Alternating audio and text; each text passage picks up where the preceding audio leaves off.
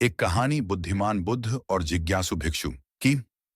एक बार की बात है, हरी पहाड़ियों से घिरे एक शांत गांव में एक बुद्धिमान बुद्ध रहते थे, जो एक बड़े बोधि वृक्ष के नीचे बैठे थे।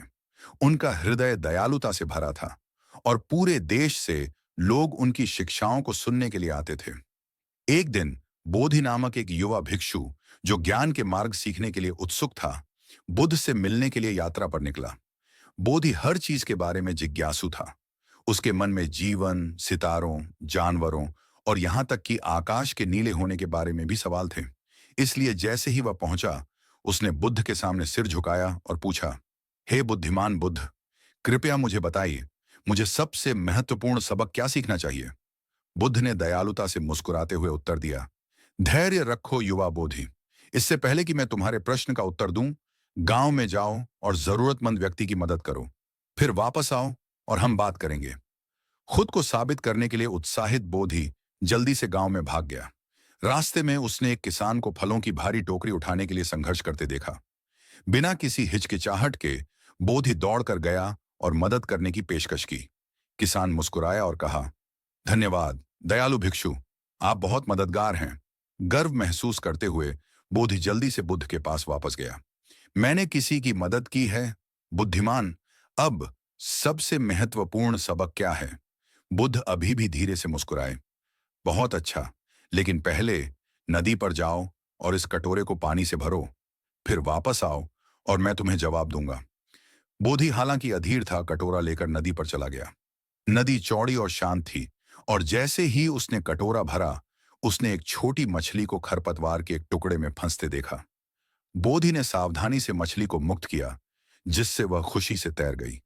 वह मुस्कुराया, ये महसूस करते हुए कि उसने एक बार फिर मदद की थी, और बुद्ध के पास लौट आया। मैं पानी लाया हूं और मैंने एक मछली की भी मदद की, बोधि ने कहा। अब कृपया मुझे सबसे महत्वपूर्ण सबक बताओ। बुद्ध ने दयालु आंखों से बोधि को देखा। तुमने पहले ही सबक सीखना शुरू कर दिया है, मेरे प्यारे भिक्षु।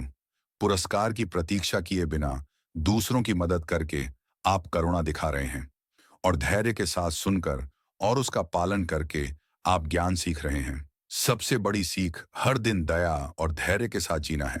बोधि ने एक पल के लिए सोचा, तो सबक यह है कि चाहे कुछ भी हो, दयालु और धैर्यवान बने रहना है। बुद्ध ने सिर हिलाया, हाँ, और जब भी संभव हो दूसरों की मदद करें, जैसा कि आपने किसान और मछली के साथ किया था।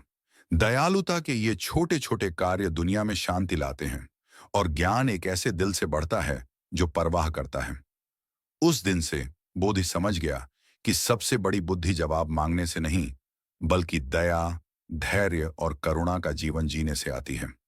वह बुद्ध के साथ रहा, न केवल शब्दों के माध्यम से, बल्कि कोमल, देखभाल करने वाले कार्यों के माध्यम से सीखा, जिसने दुनिया को एक उज्जवल स्थान बना दिया। और बोधि वृक्ष की छाया में वे उन सभी को शांति और प्रेम का संदेश फैलाते रहे, जो इसकी तलाश में थे। अंत। यह कहानी दयालुता और धैर्य के मूल्यों पर प्रकाश डालती है। साथ ही बच्चों को सिखाती है कि ज्ञान करुणा के साथ जीने से आता है, न कि केवल उत्तर खोजने से।